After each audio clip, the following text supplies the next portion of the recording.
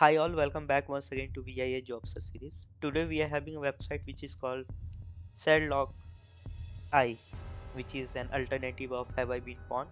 Actually, that's what I feel.